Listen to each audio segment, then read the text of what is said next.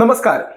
വലിയ രീതിയിൽ ശ്രീ രാഹുൽ ഗാന്ധിക്ക് അമേരിക്കയിൽ ഒരു വരവേൽപ്പ് ലഭിച്ചിരിക്കുകയാണ്. ഇന്ത്യയുടെ പ്രതിപക്ഷ നേതാവായതിനു ശേഷം അദ്ദേഹത്തിന്റെ ആദ്യ ഔദ്യോഗിക സന്ദർശനമാണ്. രാഹുൽ ഗാന്ധിയുടെ വളരെ പ്രസക്തമായ വാക്കുകളുമാണ്. Fear of BJP vanished within minutes of election result വന്ന ഉടനെ ഭയം മാറി എന്ന് അദ്ദേഹം പറയും. Fear of the BJP vanished, disappeared, gone. And we saw that immediately, within minutes of the election result, nobody in India was scared of the BJP or the Prime Minister of India. നമസ്കാരം. Shri Rahul Gandhi American സന്ദർശനം ലോകം മുഴുവൻ ഉറ്റുനോക്കുന്നൊരു സംഭവമാണ്. ഇന്ത്യയുടെ ഔദ്യോഗിക പ്രതിപക്ഷ നേതാവായി അമേരിക്കയിൽ പോവുകയും അമേരിക്കയിലെ ഇൻഡസ്ട്രിയലിസ്റ്റ്, എഡ്യൂക്കേഷനിസ്റ്റ്, അമേരിക്കയിലെ ഇന്ത്യക്കാർ, അവിടുത്തെ വലിയ കമ്മ്യൂണിറ്റിയെ രാഹുൽ ഗാന്ധി അഭിസംബോധന ചെയ്യുകയും ചെയ്തത് വലിയ രീതിയിൽ ലോകമാധ്യമങ്ങളുടെ, ഇന്ത്യയിലെ മാധ്യമങ്ങളുടെ മാത്രമല്ല ലോകമാധ്യമങ്ങളുടെ ശ്രദ്ധ പിടിച്ചുപറ്റിയെന്ന കാര്യത്തിൽ സംശയമില്ല.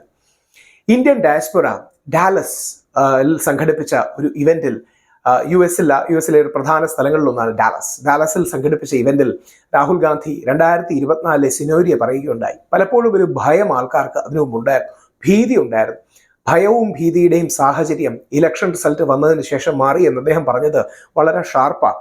കാരണം പ്രത്യേകിച്ച് അയോധ്യയിലെ രാമജന്മഭൂമിയിലെ റിസൾട്ട് എതിരാകുകയും പ്രധാനമന്ത്രി നരേന്ദ്രമോദി അടക്കം 20 മിനിറ്റോളം 6000, 7000 മുതൽ 10000 വോട്ടുകൾക്ക് വരെ അദ്ദേഹം ബാക്കിലായിരുന്നു. അപ്പോൾ അത് വലിയ രീതിയിൽ ഒരു തരംഗമുണ്ടാക്കി, അല്ലെങ്കിൽ ഈ ഭീതിയുടെ അറ്റ്മോസ്ഫിയർ മാറാൻ കാരണമുണ്ടായി. അത് തൻ്റെ കഴിവല്ല, കോൺഗ്രസ് പാർട്ടിയുടെ കഴിവല്ല, ഇത് ഇന്ത്യൻ ജനാധിപത്യത്തിൻ്റെയും ജനങ്ങളുടെയും കഴിവാണ് എന്ന് അദ്ദേഹം പറയുന്നത് വളരെ പ്രസക്തമാണ്.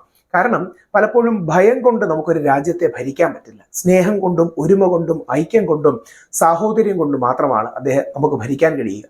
ശ്രീ രാഹുൽ ഗാന്ധി പോയിന്റ് ഔട്ട് ചെയ്തതും അതേപോലെ ഭയത്തിന്റെ സാഹചര്യത്തിലല്ല നമ്മൾ കാര്യം ചെയ്യേണ്ടത്. പകരം സ്നേഹത്തിന്റെയും സൗഹാർദ്ദത്തിന്റെയും ബഹുസ്വരതയുടെയും കാര്യത്തിലാണ്. നമുക്ക് വേണ്ടത് ഏകശിലാത്മകതയല്ല, രാഹുൽ ഗാന്ധി സൂചിപ്പിക്കുന്നുണ്ട്. നമുക്ക് വേണ്ടത് ഐക്യമാണ്, ഏകതയല്ല ഐക്യമാണ്. ഏകത എന്ന് പറഞ്ഞാൽ യൂണിഫോമിറ്റിയാണ്, ഐക്യമെന്ന് പറഞ്ഞാൽ യൂണിറ്റിയാണ്. യൂണിറ്റിയിൽ തന്നെ ബഹുസ്വരതയുണ്ട്.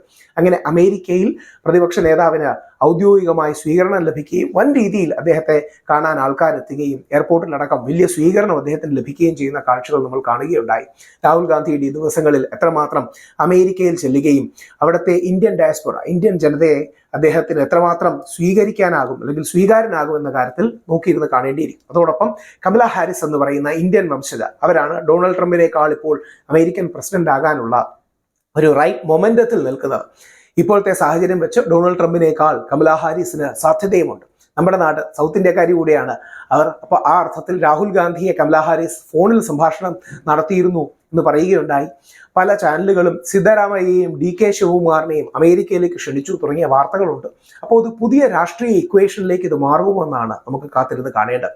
രാഹുൽ ഗാന്ധിയുടെ അമേരിക്കൻ സന്ദർശനം കൂടുതൽ കാണാൻ നമുക്ക് അദ്ദേഹത്തിന്റെ പരിപാടികളും ഇതിനുശേഷം കൂടുതൽ ഫോളോ ചെയ്യാം.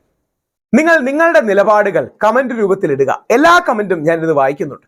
എൻ്റെ വീഡിയോസ് കുറെ കൂടെ മെച്ചമാകാനും ഞാനെന്ന വ്യക്തിക്ക് കൂടുതൽ പഠിക്കാനും ആ കമന്റുകൾ സഹായിക്കും. തീർച്ചയായിട്ടും ഇതിനെ ലൈക്ക് ചെയ്യുക, ഷെയർ ചെയ്യുക, സബ്സ്ക്രൈബ് ചെയ്യുക. കൂടുതൽ ക്വാളിറ്റിയുള്ള കണ്ടന്റ്, കൂടുതൽ സമയം ഇതിനുവേണ്ടി സ്പെൻഡ് ചെയ്യാനൊക്കെ അത് വലിയൊരു ഉത്തേജനം ഉണ്ടാകും എനിക്ക്. എല്ലാ അത്തരം കമന്റുകളും എന്നെ പ്രചോദിപ്പിക്കുകയും ചെയ്യും. നിങ്ങളുടെ ആ കമന്റ്സ്, നിങ്ങളുടെ ലൈക്സ്, നിങ്ങളുടെ സ്നേഹം, നിങ്ങളുടെ ആദരം, നിങ്ങളുടെ എല്ലാ positive criticism, negative criticism, feedback ഞാനെന്ന വ്യക്തിയെ കൂടുതൽ കാര്യങ്ങൾ ചെയ്യാൻ പ്രേരിപ്പിക്കുകയും ചെയ്യും.